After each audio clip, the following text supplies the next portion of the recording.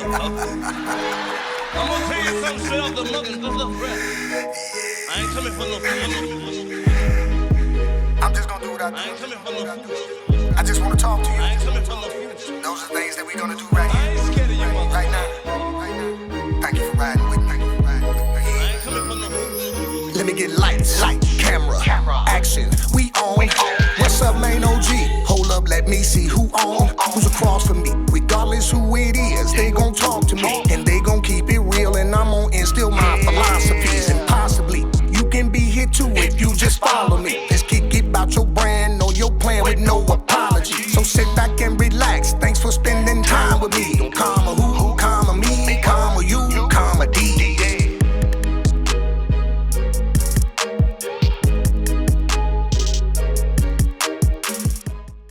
Good evening, everybody, and welcome to Comedy. That's spelled C-O-M-M-A-D. That's what we do around here, and the comma is because people continuous. That's what a comma is. It's a continuous thing, and so on and so on. And I am your host, Main OG. I have a beautiful young lady sitting here with me who has been around the city of Detroit. I have the pleasure of having her here on my platform in my studios, and she's going to talk about what she has been doing, a woman of the town. I would love to introduce you guys to Mrs.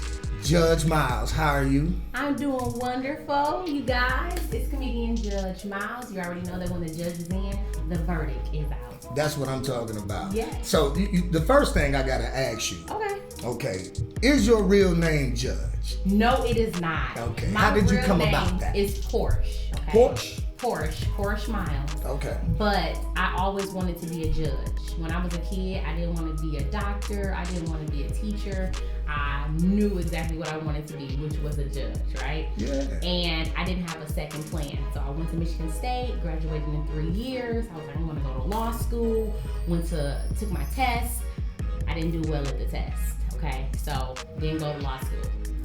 Freaked out. I was like, okay, you can't give up. I got to do it again. Did it again. Got lower than the first time.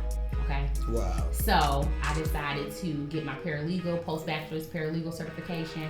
And I just decided from there, I'm going to be called the judge because it's never too late. I'm going to speak it into existence, what I want to be.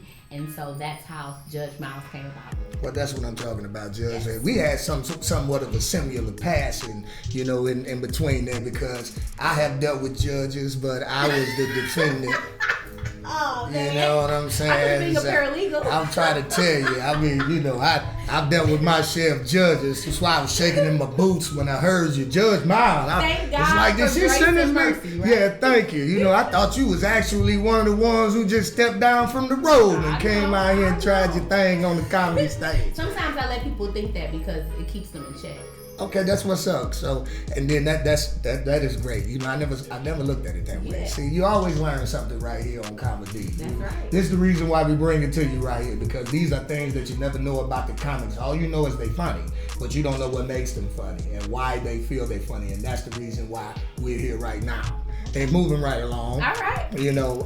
I always start with something simple as when did you find out that you were funny? Okay. Who inspired you? Okay. And where was the first place you ever performed your comedy? So you can answer them in any order. Okay, these are wonderful questions. First of all, I want to just thank you for having me on Comedy. Well, I you're am welcome. so excited to be on a Black-owned podcast. Let's first start off with that. I am really excited. So the first time I found out I was funny, I had to be about 10 years old. Okay. I was in 5th grade. I was the class clown. And I knew that I was funny because people wanted me to come to class. Like when I wasn't there, they was like, we missed you, right? They calling me. They're like, you gotta come to class. You have to be there. But I became funny because I have 2 funny parents. Okay. My daddy, LaJuan Miles, is one of the funniest men you will ever meet. He's one of them people that when you meet him, you gotta kind of go at him first because he gonna get you. He's slick with it. We grew up in the hood, Yeah. And my mom is funny. So I come from 2 very funny parents. So it's in you. It's in me, okay? It's not on me, it's in me, okay? Well, let me hold on a second. Now, why you saying that? Because my mom is funny. My father is gone. Okay. But because I have a sense of humor, I can just about imagine he had one. Okay. But my mother is hilarious. So have you ever caught yourself as a kid being hilarious? This is sidebar, then you get back to it. Okay. Have you ever caught yourself as a kid being hilarious with your mom or your dad, and they just stopped? If they was trying to be mad at you, and you told a joke or whatever, and they kind of paused and didn't get you. You ever did one of them? No. I haven't done one of them, but they call themselves trying to go off on me, and I bust out laughing. Oh. Because they were the joke. I couldn't take my parents serious because they played too much. I never got a whooping, so all they did was holler. So I was just like, whatever. So no, I never been in that situation, but it was the opposite. Okay. So the first person or the first place that I had comedy or I did comedy was at a Black-owned establishment, which is Punchline. Shout out to Punchline. All right, I've been there a couple of times. Punchline gave me my chance. So it was a Wednesday night or a Tuesday night, and I was there, and I was like, you know what? Previously to this, I was at work, right? And I used to make all of the coworkers laugh. They just like in 5th grade, they needed me there, okay? And so I'm cracking jokes, and I said out loud, I was like, you know what? I should be a comedian. Now, when I was in college, I did a comedy show in my home. I invited all of my friends, and my first comedy name was Big Nose. And I had them introduce me to the stage. They was like, coming to the stage right now is Big Nose. Why Big Nose? I don't want to cut you off, but every time you say something, because the audience is listening, because I may forget this later, and you can continue.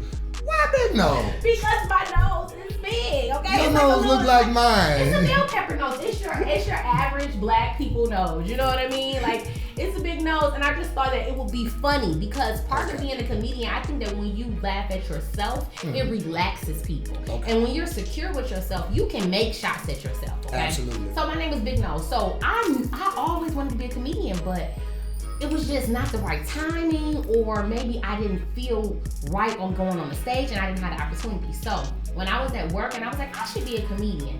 And I had previously went to Punchline, and my friend Chris Powell was up, CP. I went to Michigan State with Chris. Me and Chris used to laugh all the time, crack jokes with each other all the time. I'm like, not taking nothing from Chris, but I'm like, if Chris can do it, I can do it. Right. Like, and he was funny. Yeah. He inspired me to go up there. So I called my dad. I was like, Dad, I'm telling you right now, I want to be a comedian. I'm about to holler at these people at Punchline. I was like, I'm about to do it. He like, you should do it. He was like, I always wanted to be a comedian, but I'm scared to go up there. Like, my daddy's funny, but he don't put no spotlight on him. Okay. But I'm the person that you can put a spotlight on and we'll perform. And knock it out the box. He helped me co-write. I came up with my own ideas. He threw out his funniness. We did it. I packed the place out. I sold that place out. They were not expecting for me to sell the place out because this was amateur night. So amateur night, they're not thinking she's gonna bring all these people. Mm-hmm. They wasn't even prepared. They had like one bartender, one waitress. I sold the place out, and from there it was just like confident. People loved me. I was so intrigued by my writing skills, my ability to go up and captivate the audience. And then Punchline made money off of me. So they were like, you can come back. When you doing all the time. Special? That's right. That's how you get it. I did another special. That's right. That's right. And I appreciate all of those things. And when you're talking about how you make the family laugh and how you came up with your family, they're hilarious and things of that nature. And you know, when you start coming out, you had a funny name. And what made you settle on Judge Miles? Because I just felt like, don't give up on your legacy. Don't give up on what you first set out to do. Even though the road has taken me in a different path. They say if you want to make God laugh, tell me your plans, right? Mm-hmm. So my plans has always been to help people, and I thought that I was going to help people through being a judge. I have people in my family who have life in prison on both sides, and I wanted to be the part of the justice system that would be fair, right? But it didn't happen that way. Not to say that it won't happen, but I still have an opportunity to help people through laughter. Because laughing is imperative to the soul. Absolutely. So I said, I'm going to take that name, because that's what I would have been called, Judge Miles. That's right. And I'm going to still make it be known, but in a different light. Well, you know what? That's so beautiful. And the reason why it's so beautiful is because, I resonate with that, okay? Because, I have had my legal issues and things of that nature. And, I myself have been sentenced when I was juvenile I was facing life in prison as a 17-year-old. I hadn't even been turned. I wasn't 17, but 1 month. I turned 17 in May, and in June I was facing 3 counts of armed robbery and facing life. Right. And thank God that that didn't happen to me, and I'm on this pathway now.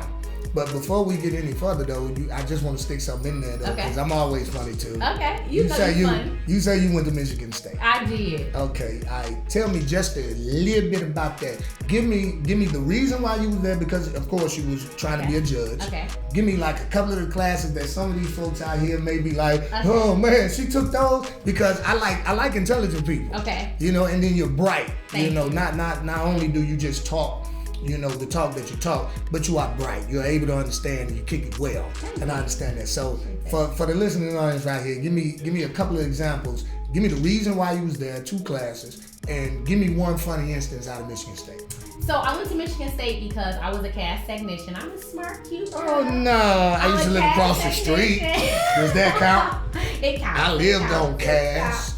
Oh man, don't say that out public, all right? Okay. It's out there. So yes, I was a cast tech, and most of my friends was going to Michigan State. Okay. So it wasn't like I really wanted to go there. I just kind of followed the crowd. Okay. And so I got there, and it was lit.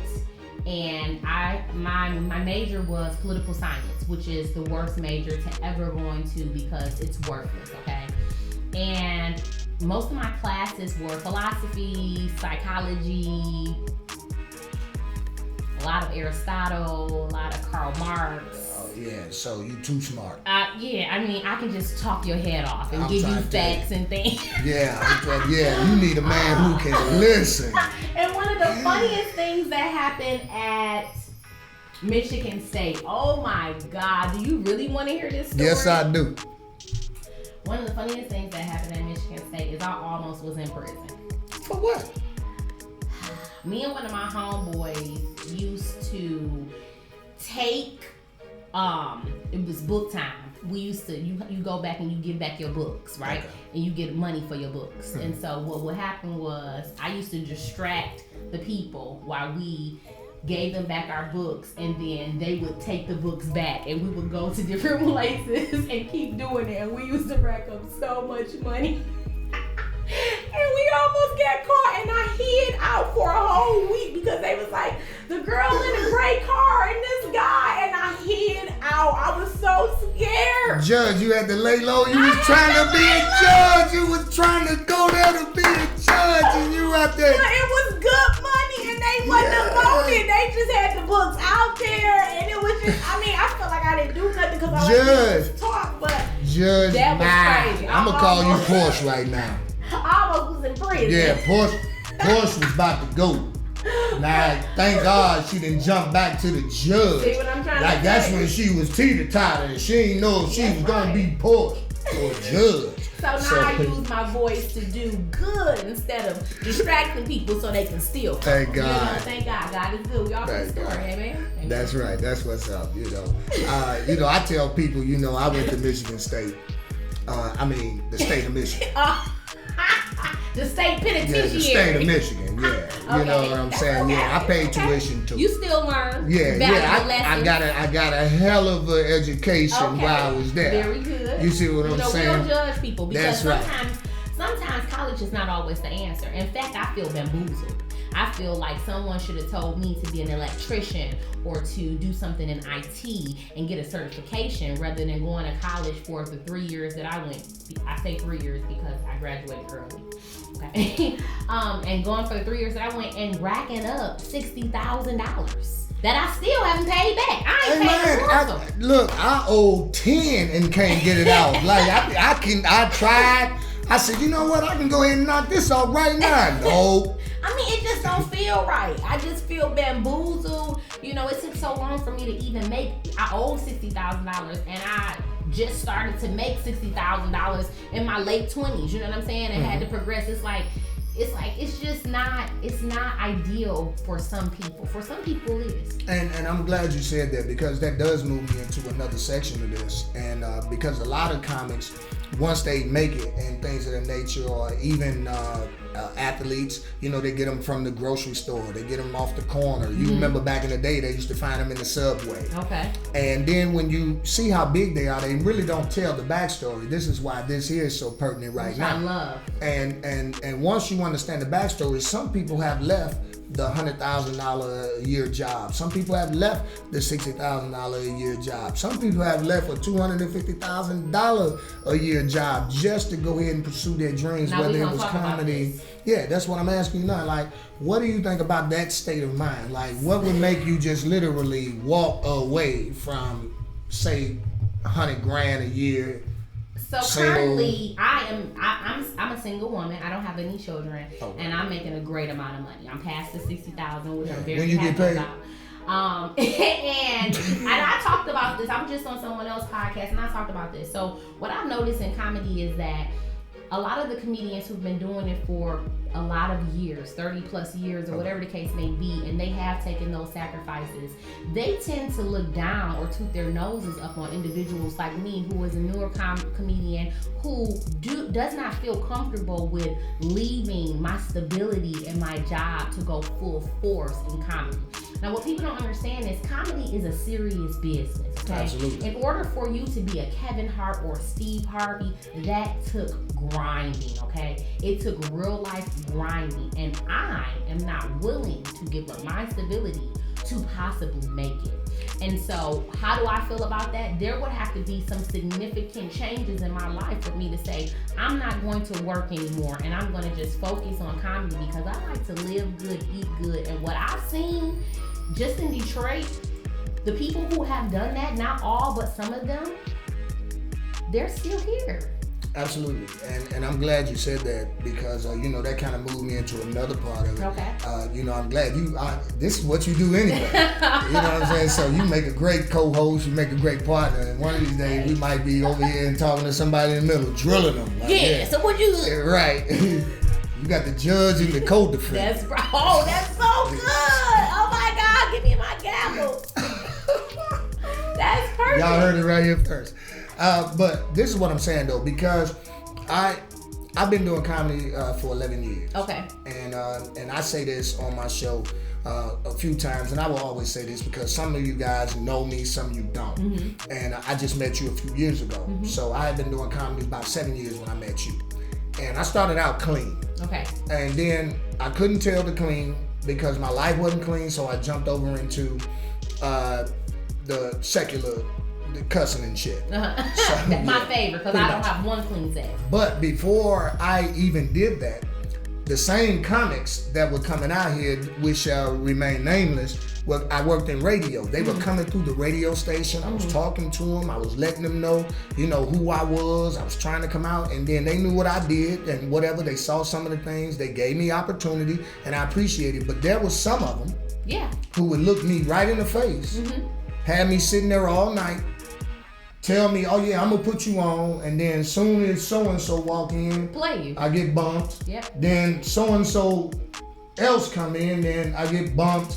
And you know, that kind of discourages the up and comers. Yeah. And you know, that's why I understand what you're saying. Like, why would I sacrifice my living to come in there, and then I can't even get the reps that I need? Tony Roney mentioned that on the broadcast. Mm-hmm. He said that all comedians need a good rep, even if it's just going up and doing 5 minutes. You know, just give a person a chance and show the consistency. Yeah. But then you get people that come up there week after week. It's already hard to get on the stage as it is. Mm-hmm. But then when you see somebody coming up there this Monday, Tuesday, Wednesday, Thursday, whatever day it is out the week, he done been up there 3 weeks in a row telling you he on the list. He didn't sign his name on the list. Mm-hmm. But then you keep bumping him.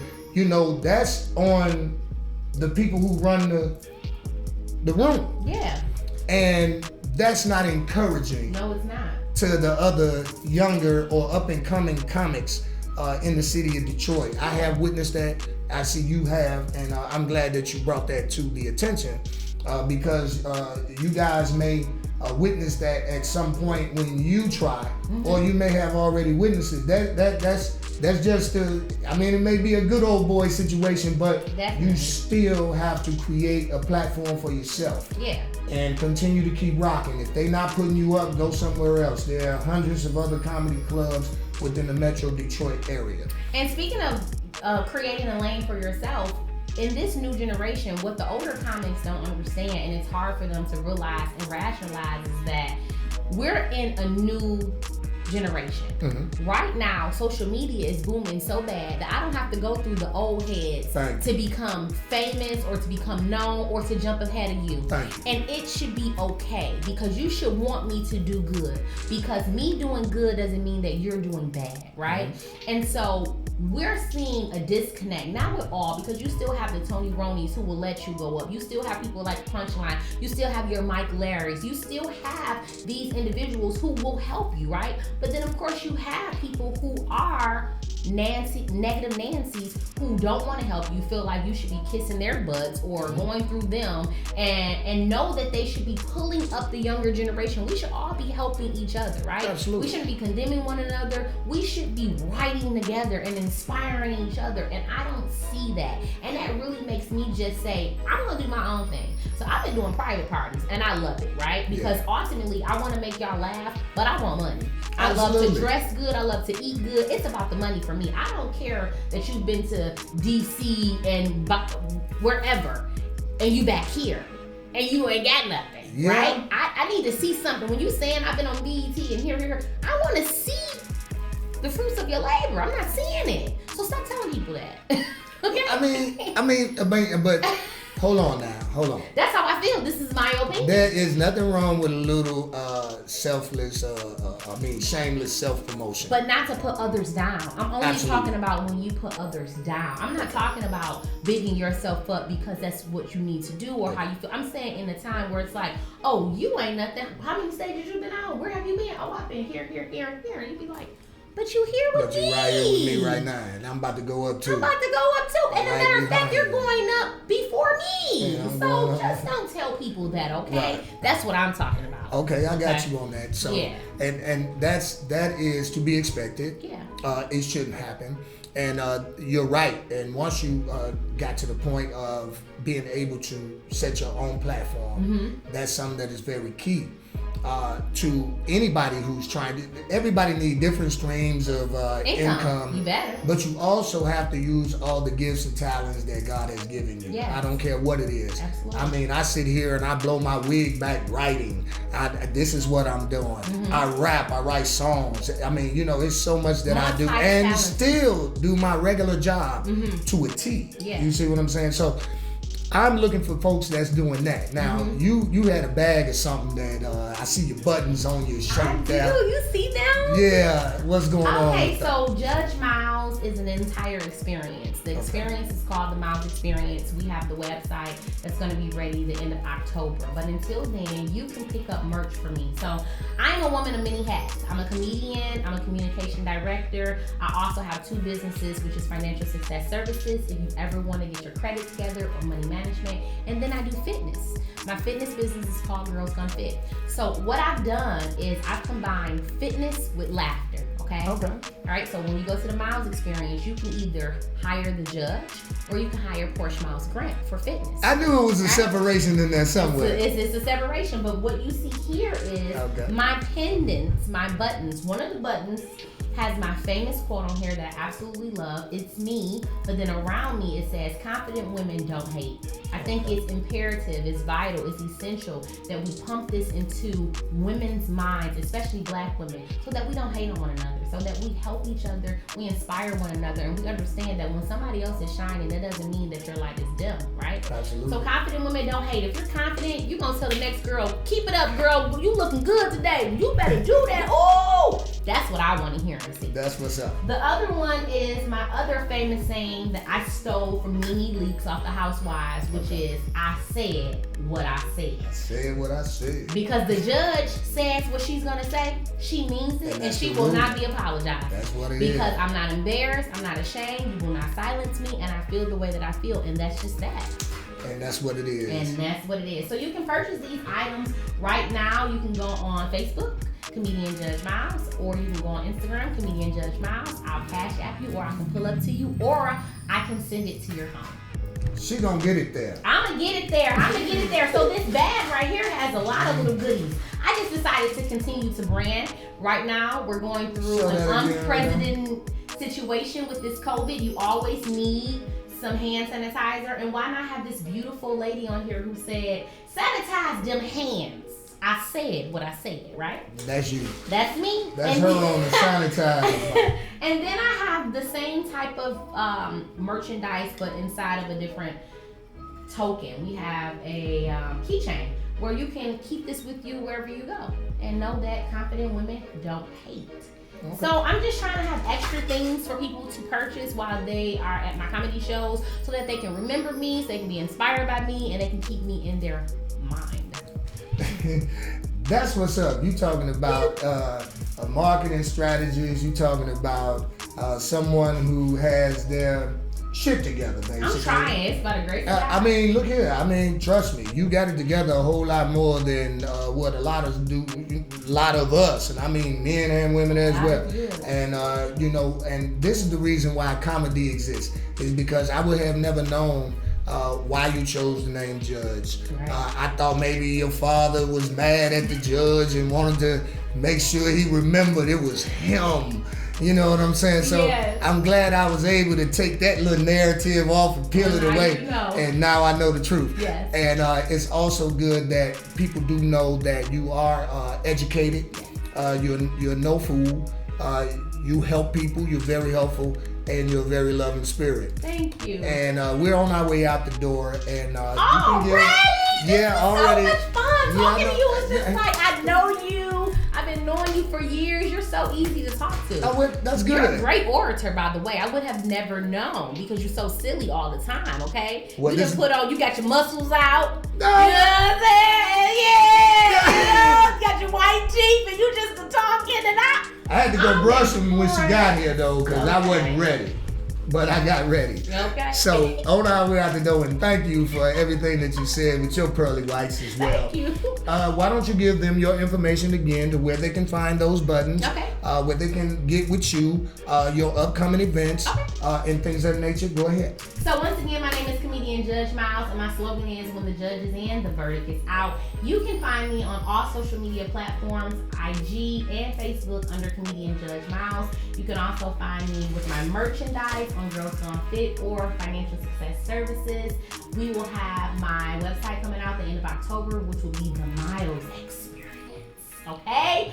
Wow. And my next show is going to be not this weekend, but next weekend, which I believe is like October 9th or something, at Views Bar and Grill. My boy Ugly Jason has it every Sunday. He's gonna have different features and different people coming out, and I'm going to be your feature. That's what's up. And hey, you know what, Ugly Jason, that's what's happening. He's gonna be here too. Yes. I'm going to have everybody in the city of Detroit who I know who's a comedian, those who I am getting to know as well. Some who have been around, such as the Tony Ronis, the Chanels, the Mike Bonners. I'm gonna get them over here, all the way up into the myselves and the Judge Miles. Yes. Yes, I'm trying to cover everybody, and you're gonna hear some things that just lets you know that the funny, we take it serious, because we could be doing something else. Yeah. And that is great for all comics. If what you have is comedy, then you need to come over here right now to Comedy. That's